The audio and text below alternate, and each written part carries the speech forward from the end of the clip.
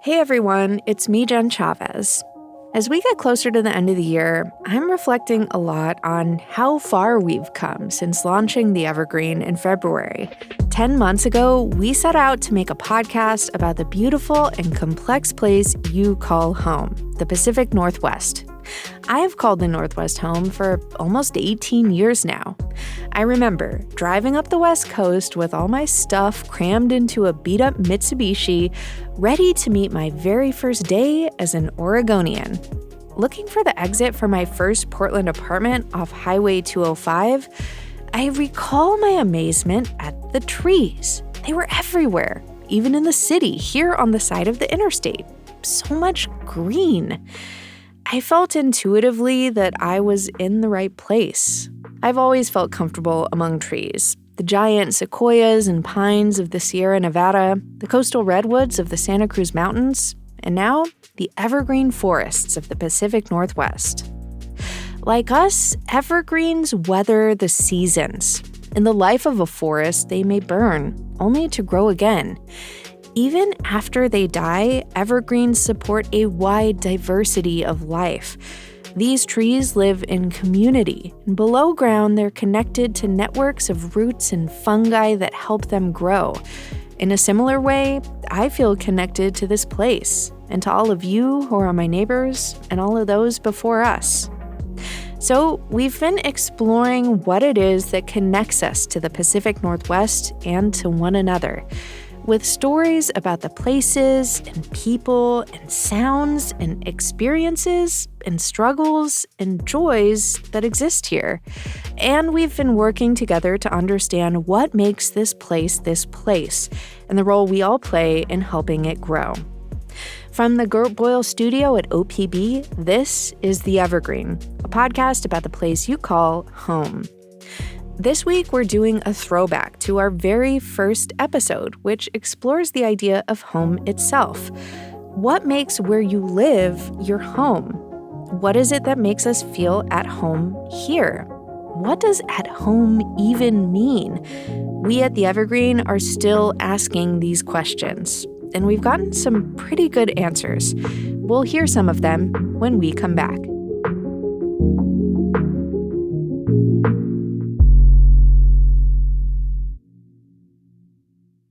It's The Evergreen from OPB. I'm your host, Jen Chavez.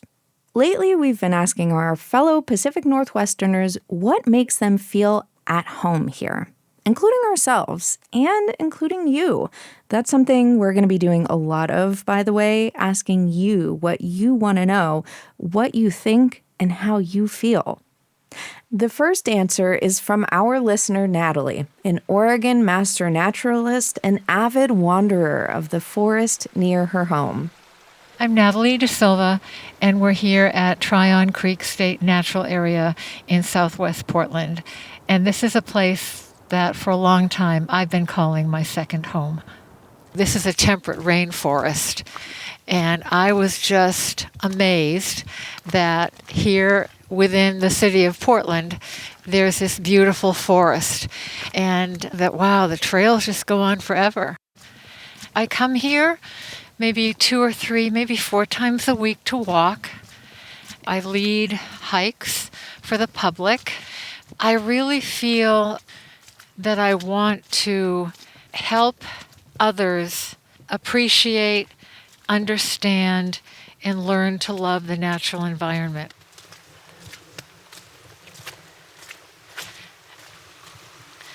I love this little tributary and the little riffles of water. There's even a tiny, tiny waterfall up ahead. Sometimes when it's quiet and my mind is quiet and I'm observing things, I write haiku. And there was one that I remember writing last spring. I noticed the buds on the oso-berry, but there had been a snow. So I wrote, winter's snow, spring's buds, seasons in competition, which one will prevail? When I come to a place like this, I really feel like I've come home. I never feel lonely. I like to hike by myself because I'm out here to experience this place and learn about it. And in doing that, I feel like I learn about myself, what's really important to me, and the person who I want to be in the world. Thank you so much for reaching out to us and sharing your haiku with us, Natalie. I can definitely relate to feeling poetic in nature. And perhaps it won't surprise you to know that many of us here at OPB also feel at home when surrounded by the natural world. Alex Zielinski covers Portland city government for OPB. And to answer this question, she brought us along on a hike with one of her favorite hiking companions. My career as a reporter has taken me across the country to places I never thought I'd call home, like Texas and Washington, D.C. But regardless of where I've lived, I found solace in the one place that always feels like home: nature. In Portland, that can look like a summertime swim in the Sandy River or a bike ride down the Springwater Corridor. Today, it's a muddy December hike in the Hoyt Arboretum.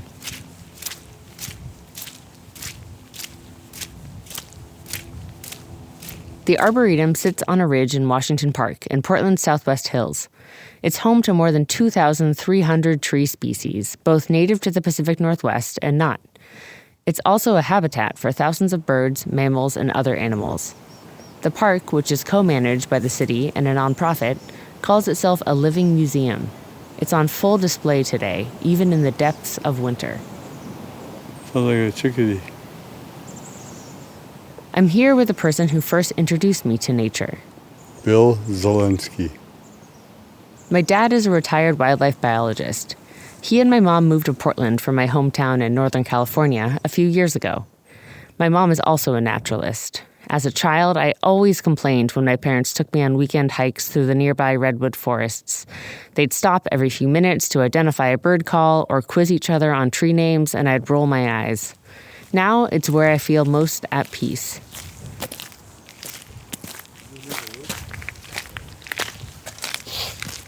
My dad was diagnosed with Parkinson's 8 years ago. He moves a little slower and speaks a little softer than he did when I was a kid.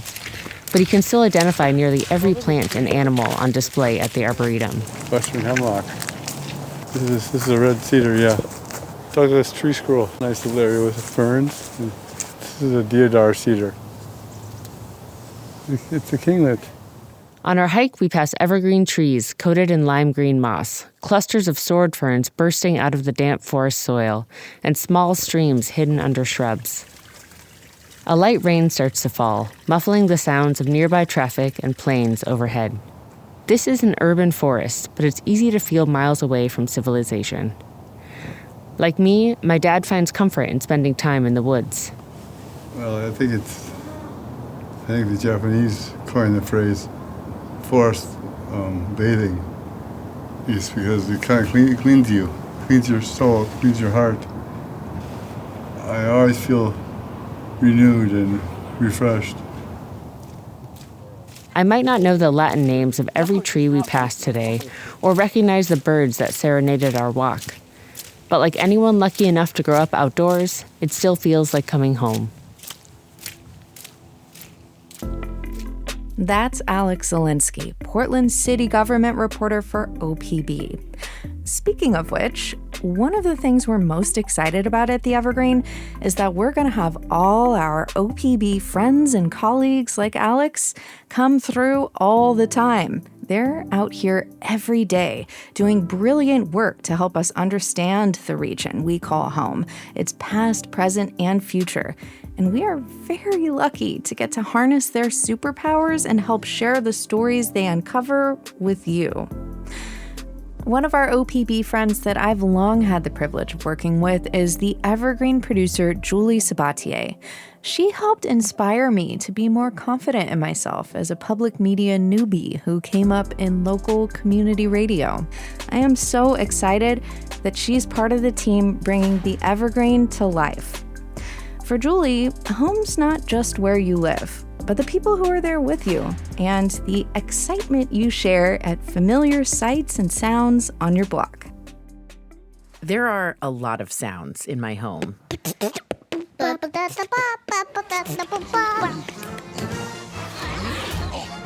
draw 2! Extra! I need the great white shark power suit to swim with the other In sharks. your face! I'm Olaf, and I like warm hugs. Most of the noise is generated by the youngest people in the house. My name is Warren, and I'm going to tell you this stuff I said. Warren is 5 and I am 7. The 7-year-old is Owen. Owen, Henry Cecil. There's one thing that never fails to cut through the noise and stop Owen and Warren in their tracks. You can't do that if you're changing it to Oh, there's the fire truck. From our living room window, we can see the fire station across the street. And every time the garage door opens, it's an event. It's coming. It's coming. Oh, it's coming our way. The firefighters don't usually turn the siren on until they get down the street a bit. But we can hear the heavy vehicles trundling by, especially if they're moving fast. Sometimes if we're outside and they see us waving, they'll ding the bell. And of course, we can always see the lights. Yeah, at night. During the day, it's just like the lights don't really show up. We've lived in this house for 5 years, and I assume at some point the fire station will stop being exciting. But it hasn't happened yet. Every time we see the red and blue lights, the kids run to the window to see if it's the engine or the truck. The fire truck has 6 wheels and is like 4 times as big as a car. The fire engine is like twice as big as a car and has 4 wheels. Fire trucks, they are red, and they have sirens. And sometimes firefighters can even team up with Dalmatian dogs. They get a call when there's a fire, which everybody knows. Yeah, and then you can tell from outside because there's a little light and it blinks. Whenever we see a fire truck out in the world, we always check the number on the side to see if it's from what we think of as our fire station. Sometimes my partner and I catch ourselves doing this even when the kids aren't with us. One time, I was having lunch with a friend and the fire truck passed by on the street. I heard it before I saw it. I could see our station's number on the side as it went by, and I got a little excited. I had to catch myself before interrupting our grown-up conversation to shout out, "Fire truck!" So I guess even when the red and blue lights are no longer thrilling for my kids, hearing the familiar rumble of fire vehicles will probably always make me feel at home. If you ever need help fighting a fire, they're the ones to call. Bye! That's the Evergreen producer, Julie Sabatier. Another one of our colleagues here at OPB with a tiny person in their home is OPB's Central Oregon Bureau Chief Emily Curitin Cook. And lately, that's helped her reconnect to a feeling of home she remembers from her childhood, spending time with animals she loves. For a long time, I thought of myself first and foremost as a journalist. More than $4 million authorized through the bipartisan infrastructure law will go towards restoring wetlands and stream banks of the Crooked River near Prineville. Then in 2022, I also became a mother. The funding comes as runoff from farms pollutes the river. Okay. You want me to stop talking? I think you need a snack. Having a baby turned my world upside down. Being needed all the time forced me to grow in new ways. And it also made me want to do something a little selfish, something just for myself. So I returned to a childhood obsession. Horses. I started taking riding lessons for the first time since I was a kid. I'm not going to lie, this is expensive and time-consuming and dangerous. But for me, the payoff is worth it. Just like it is for lots of people who feel most at home in a barn. People like Lisa Jones from Bend. I got bucked off last week, but I learned something. Or Catherine Nolan from Prineville. Well, when you have horses, the chores never stop. Between feeding, hay, cleaning, brushing, riding, doesn't stop. And if you think you're done, you're not. Yeah. But you're saying that's part of the joy for you. It is. It very much is. I love it. My name's Riley, and I live in Sisters, Oregon. I'm 17. Riley is tossing hay to a barn full of horses who are anxious to see her. Hi, buddy. This is Swayze. He's my favorite horse in here. I cannot lie.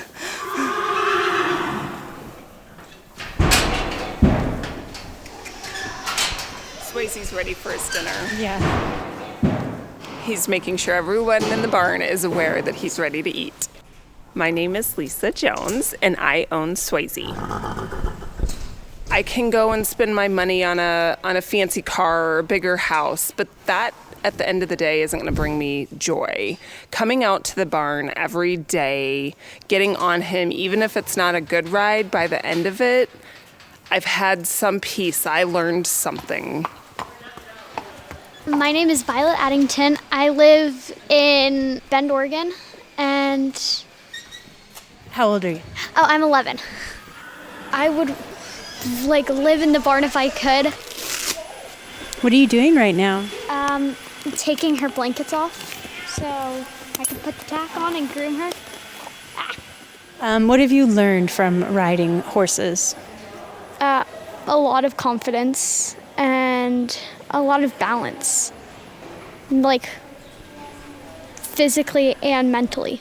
If you're in a state where you can't process things, like after a rough day at school, and then I'll ride and then I'll feel much better for just riding and being with them. Who are you riding today?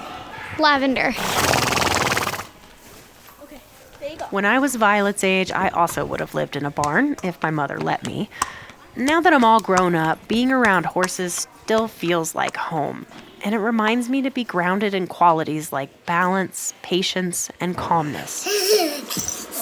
Because when I take those feelings back to my real home, it makes me a happier person and a better mom. Yeah. That's Emily Curitin Cook, Central Oregon Bureau Chief for OPB. And as an appreciator of the Patrick Swayze cinematic canon, I gotta give a special shout out to Swayze the horse. In a moment, more on what makes the Pacific Northwest a home for all of us who live here. It's the Evergreen from OPB. I'm Jen Chavez, and we're continuing our exploration of what makes us here at OPB and you out there listening feel at home in the Pacific Northwest. For Crystal Liguori, the host of OPB's All Things Considered, it was hard to put a finger on what feels like home right now. And I understand. Sometimes at home there's an absence, and sometimes a space for new love. As of 2024, I've lived in Portland for longer than my childhood hometown in Wyoming. And yet, when I heard the prompt of what makes you feel most at home, I was kind of stumped. Growing up in restaurants, it seemed like that could be an obvious choice, as did my favorite karaoke bar in North Portland, where I'd spent many nights of my formative years.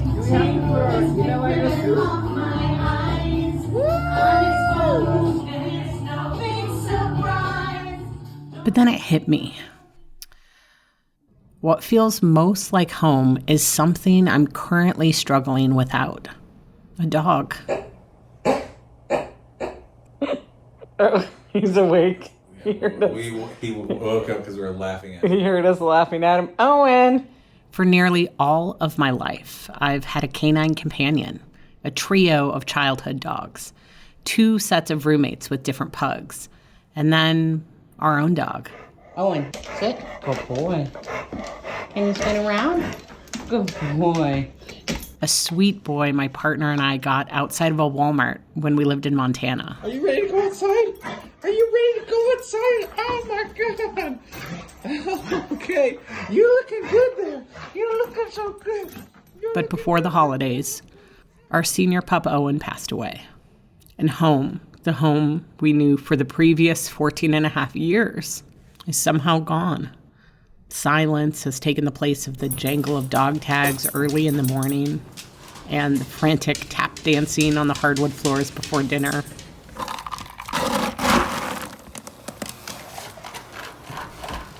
There's no longer a star for our many made-up songs. 15 minutes before it's dinner time.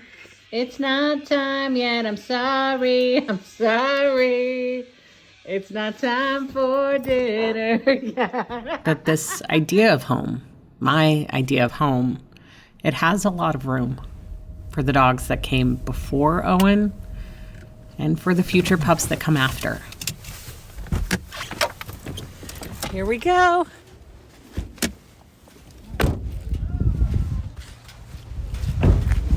There he is.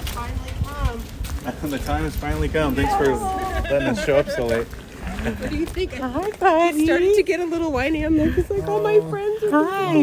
And while my home may look different in the future,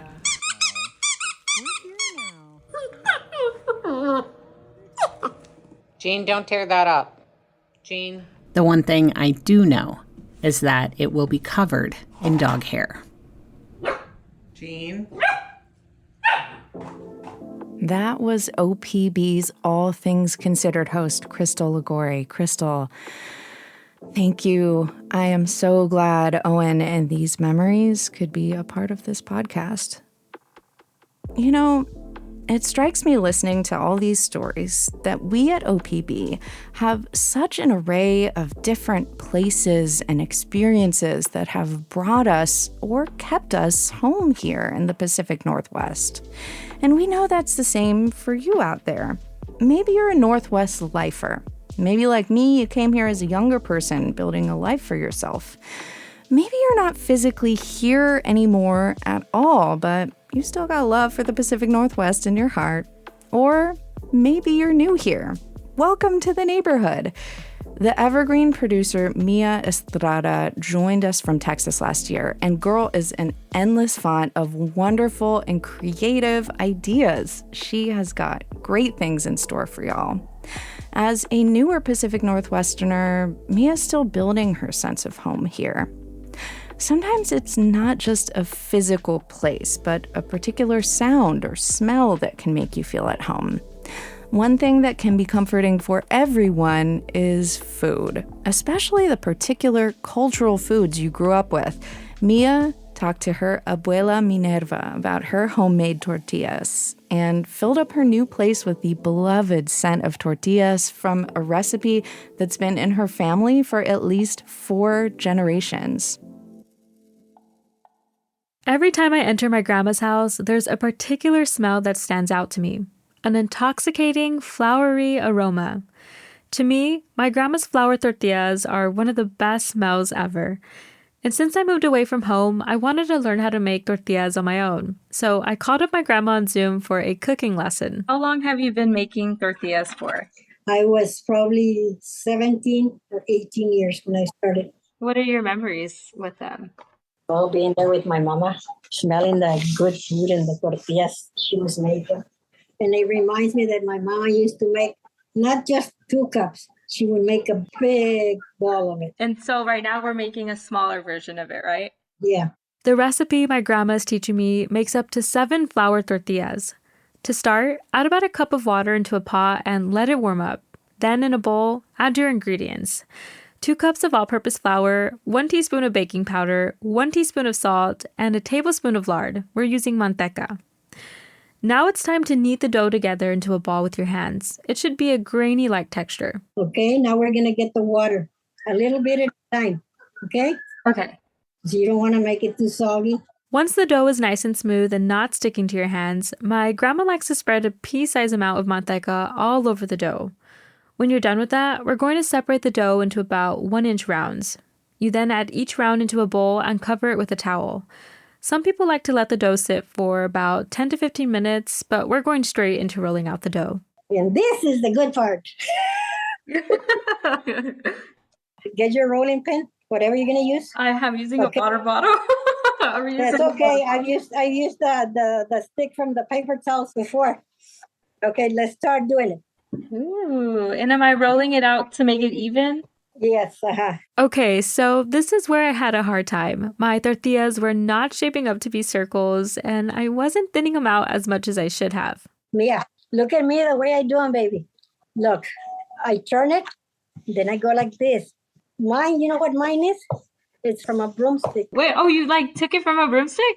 Yes, my dad made it for me when I got married. He sent it to me to California. That's amazing. Yes, I still have it. Now that the tortilla is rolled out, add it to the comal or cast iron griddle. You can also use a regular pan like me. Let the tortilla sit for about 10 seconds or until you start to see small bubbles form. Then turn it over and repeat until it puffs up. I think this one is finished. Still not the right shape yet, but You're going to be like that, baby, because we're just starting. Hey, Mama, that's United States right there. the United States, yes. Uh-huh. That's what we used to say when we didn't know how to. You see a person not making it right. It's okay. That's Texas. I'm still practicing making flour tortillas, but there's something about the process of making them and spending time with my grandma that takes me back to my childhood. The smell alone reminds me of home, and I have my grandma to thank for that. That was the Evergreen producer Mia Estrada and special guest Mia's abuelita. Mia, I'm looking forward to trying your tortillas sometime. Some of us look to other people for our sense of comfort and home. And some of us find peace in solitude, getting away from the noise of the city and taking in the quiet sound of the river lapping the shore. This audio postcard comes from our listener, Bob. I'm Bob Turtelot, and I live in Portland, but I keep a boat on Multnomah Channel, and we're at Island Marina on Multnomah Channel, accessed off of Vesuvius Island. I can see from where I'm standing about 100 yards of water, which is the width of the channel. There's a rank of trees, most of them cottonwoods. There's a few sycamore and alders in there that have grown along both banks. The channel curves away to the north and to the south and looks a little like a canal in France or in Holland. It has that feel to it. While you're on Multnomah Channel, you're close to both banks, and the wildlife that uses the river, otters, raccoons, possum, all the birds, they're very close to you. And being in a boat, you're very quiet. And if you just chill and pay attention, there's quite a show here, and it's right next to you on both sides. I spend quite a bit of time here. It's a good place to be quiet and reflect and get absolutely nothing done. And I never feel as connected as I do when I'm particularly in familiar water. And these are my home waters. It's remarkable this close to a city the size of Portland that this exists, and that in 25 minutes you can be in a place that doesn't remind you of a city at all. And so let's just keep it a big secret, okay?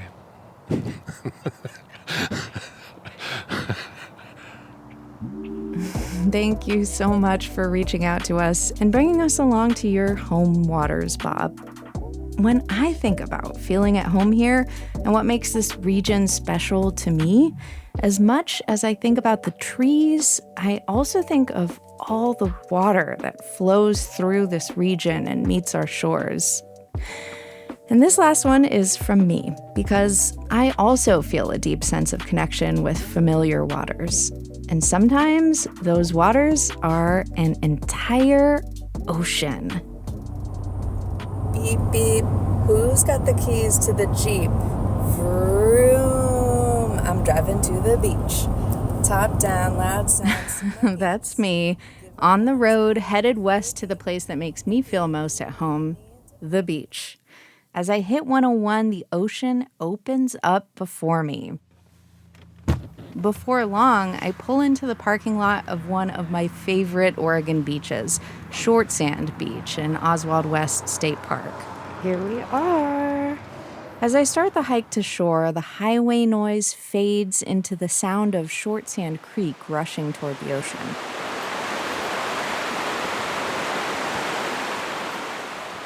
The forest is dripping with moss, carpeted with ferns, replete with mushrooms. It's a good time to think. I think about how I've been a West Coast beach baby my whole life. For the first few years I was alive, I lived in Pacifica, a beach town just south of San Francisco. My mom tells me she took me to the beach every weekend when I was a baby. I realized that actually explains so much about me. I think the ocean is like hardwired into my brain somehow, from before I can even remember, when I was still forming my identity. It still draws me toward it like a magnet today. I come here all the time. You guys, I just got to the part of the trail where you can see the beach. It looks so nice. We're almost there. All right. The trees open up into a sunny cove. The creek becomes the ocean. The mist rises off the waves into the light as they crash. The tide is high right now, and most of the beach is covered with these smooth rocks that kind of click against each other when the water passes through them.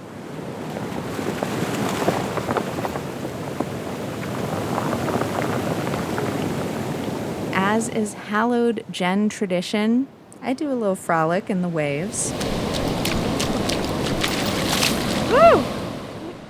Enjoy a beach picnic, which today is a tofu banh mi. That's good. And as I sit on the shore, I close my eyes and notice my other senses. I feel the unseasonable warmth of the sun on my cheeks and ankles. I smell the salty air, and I hear the waves. The waves feel like breathing in and out. I do that too.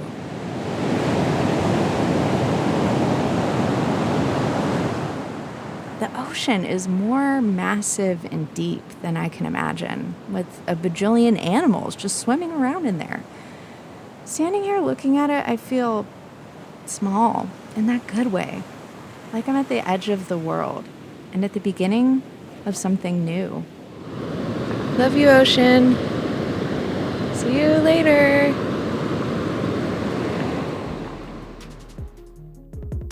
Thanks for listening to my Ode to the Beach. And thanks so much for listening back to our very first episode of The Evergreen. Join us next week when we'll bring you the first episode of another OPB podcast, Salmon Wars. It tells the story of salmon in the Northwest in a way you haven't heard before, through the voices of one Yakama Nation family who've been fighting for salmon for generations. If you liked what you heard on this show, subscribe to The Evergreen on your favorite podcast app, and we'll bring you new connections with your fellow Northwesterners every Monday morning. You can also follow OPB on Instagram at OPB Photo, or me personally at Jen Chavez OPB. That's Jen with 2 N's, and I'll keep you posted on what Team Evergreen is up to. And remember, this episode about being at home in the Pacific Northwest and all the great reporting and storytelling you hear on this show is made possible by the support of many thousands of OPB members. You can support our journalism by becoming an OPB sustaining member today at opb.org/pod. This episode was produced by me, Jen Chavez, Mia Estrada, Julie Sabatier, and Sage Van Wing. Our technical director is Stephen Cray. You also heard stories from OPB's Alex Zielinski, Emily Curitin-Cook, and Crystal Ligori. And from our friends in our audience, Natalie De Silva and Bob Turtelot. The music you heard in this episode is from Audio Network. If you have a question, comment, or suggestion for us, please hit us up. You can reach us by email at theevergreen@opb.org. I'm Jen Chavez. Catch you later.